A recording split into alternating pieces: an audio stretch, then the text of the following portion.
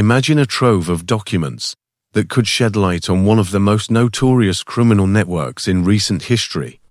That's what the U.S. Department of Justice has been releasing in stages, following a congressional mandate for transparency. But these releases have raised as many questions as they've answered, including the authenticity of certain materials and the pace of disclosure. This week marked a significant batch, nearly 30,000 pages from the 8th release, including internal emails, memos, and correspondence tied to Jeffrey Epstein's investigations. Epstein, the convicted sex offender, who died by suicide in 2019 while awaiting trial on federal sex trafficking charges, had long been a figure of public fascination due to his connections with powerful individuals across politics, business, and entertainment. One document quickly drew attention, a handwritten letter appearing to be from Epstein to Larry Nassar, the former USA gymnastics doctor, convicted of sexually abusing hundreds of young athletes. The letter, postmarked August 13, 2019, 3 days after Epstein's death, contained crude references to our president sharing an interest in young girls. It was signed J. Epstein and included an envelope from the Metropolitan Correctional Center in New York, where Epstein was held. But the Justice Department soon addressed it directly on social media. They stated the FBI had confirmed the letter was fake.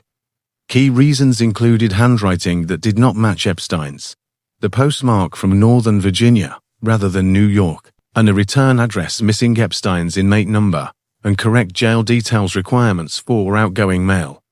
This echoes earlier records. A 2020 FBI request for handwriting analysis on a similar letter found return to sender.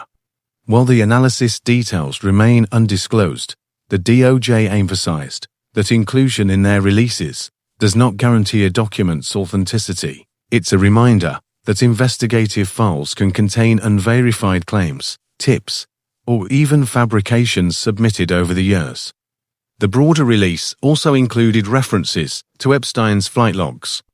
A 2020 email from a federal prosecutor noted that Trump appeared on Epstein's private jet more times than previously reported 8 flights between 1993 and 1996. These included trips with family members and, in some cases, with Ghislaine Maxwell, Epstein's convicted accomplice. No wrongdoing is alleged in these logs, and Trump has long denied any involvement in Epstein's crimes, stating their association ended years earlier.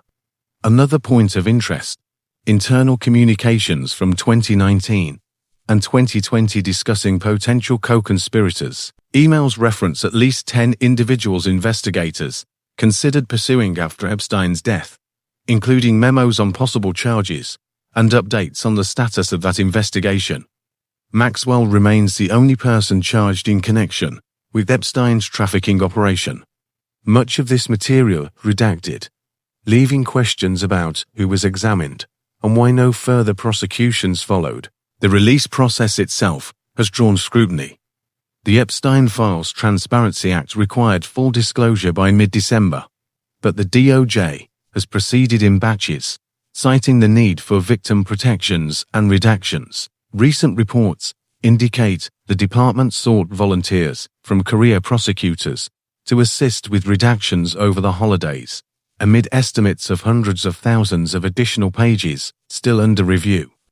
These documents highlight the complexity of a case spanning decades, involving thousands of pages of evidence from multiple investigations. They also underscore the challenges of separating verified facts from unproven allegations in a high-profile matter like this. As more files emerge, the public continues to seek clarity on what was known, when, and why certain paths were taken or not.